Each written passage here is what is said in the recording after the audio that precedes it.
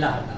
मेरे द्वारा सीएम राय शिक्षक व्यावसायिक उन्नयन प्रशिक्षण के अंतर्गत सामान्य शिक्षण शास्त्र एवं एनईपी 2020 के विषय में सामान्य प्रशिक्षण प्राप्त किया था, जिसके अंतर्गत कक्षा शिक्षण में हमने बच्चों की सक्रियता को बढ़ाने के लिए 8 विभिन्न प्रकार की तकनीकों का अध्ययन किया था, जिसमें हुक तकनीक, रचनात्मक फीडबैक, सकारात्मक भाषा जैसी कई तकनीक थी। इन्हीं में से एक है समझ की जांच, जिसका एक प्रकार है रिस्पॉन्स बोर्ड।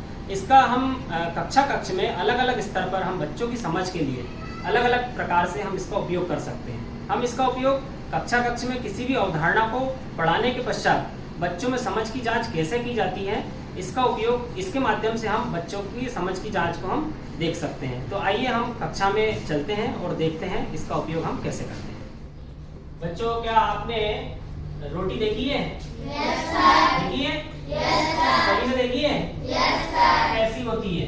गोल होती है ना। किस आकार की होती है? वृत्त के आकार की। अगर इस रोटी को हमें वृत्त आकार की है, इस रोटी को हमने एक रोटी हमें जीविका को देना है, तो हम इसे कैसे अंकों या संख्याओं में लिखेंगे?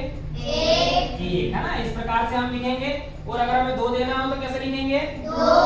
अब मान लीजिए इस रोटी को हमने आधा कर दिया है ना। रोटी को क्या कर दिया? आधा कर दिया। और आधी रोटी हमने अब जीविका को दिया, तो इसको हम कैसे लिखेंगे संख्या अंकों में? हाँ बच्चों, अब भिन्न की जांच को समझने के लिए मैं एक गतिविधि आपके सामने करने वाला हूँ, देखें। Yes sir. जो अभी मैंने भिन्न बताया है, इसमें बच्चों की समझ की जांच के लिए हम इस रिस्पांस बोर्ड का उपयोग करेंगे। तो बच्चों, ये आप देख रहे हो बोर्ड पर, ये रिस्पांस बोर्ड है ना। इसमें 3 अलग अलग कलर दिए हुए हैं, है ना। तीनों अलग अलग कलर का एक अलग अलग महत्व है ना। क्या महत्व है पहले बताते हैं कि ये जो कलर दिख रहा है वो लाल रंग का कलर दिख रहा है ना। इसका मतलब ये है कि मुझे कार्य के सभी भागों में मदद चाहिए होगी, मतलब मुझे कुछ समझ में नहीं आया, वे बच्चे आकर इस पर टिक करेंगे, सही का निशान लगाएंगे। ये पीला रंग जो है, इसमें अगर कुछ समझ में आया है और कुछ समझ में नहीं आया, मतलब थोड़ा थोड़ा समझ में आया, थोड़ा थोड़ा नहीं आया, वे बच्चे आके क्या करेंगे? यहाँ पर टिक करेंगे। और ये तीसरा वाला रंग है हरा, उसमें जिनको भिन्न के बारे में सब कुछ समझ में आ गया है, वो इस पर आकर टिक करेंगे। समझ में आया सभी को? सभी समझ गए हैं? Yes sir. इस रिस्पांस बोर्ड के बारे में सभी समझ गए हैं? Yes sir. अच्छा, मैं एक बच्चे से पूछता हूँ, आप खड़े होइए। क्या आप इसके बारे में समझा सकते हैं? Yes sir. चलो बताओ, आओ यहाँ पर आके बताएं कि इन 3 रंगों का क्या क्या महत्व है। लाल कलर का महत्व है कि जिस बच्चे को किसी बच्चे को समझ में नहीं आया है तो वो यहाँ आके टिक करेगा। बहुत बढ़िया। और ये पीले वाले रंग के नीचे जो बच्चे को थोड़ा बहुत समझ में आया है वो यहाँ पे टिक लगाएगा, और जिसको पूरा समझ में आ गया है वो यहाँ पे टिक लगाएगा। बहुत बढ़िया। तो चलिए अब हम रिस्पांस बोर्ड पे टिक लगाते हैं। सबसे पहले मैं जी का बुलाता हूँ। जी कहाँ है?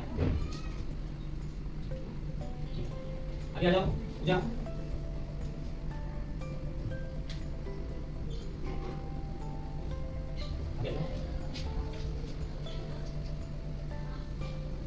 आगे जाओ,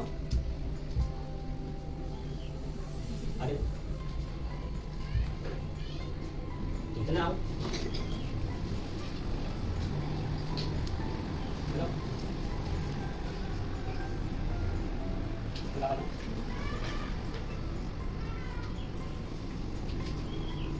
सभी को टिक लगाना है बारी बारी से।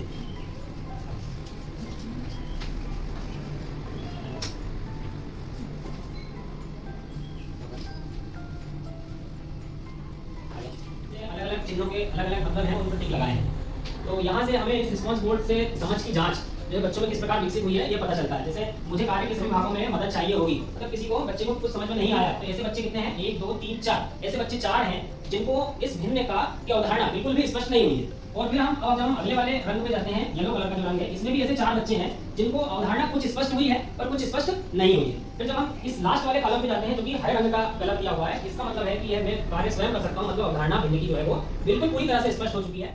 थैंक यू बच्चों। तो मैं इस अवधारणा को, भिन्न की जो अवधारणा है, इसे फिर से आपको अगली कक्षा में समझाऊंगा। अब इसमें जिन बच्चों को अवधारणा बिल्कुल समझ में नहीं आई है, ताकि मैं उनको डबल से सिखा सकूं, है ना।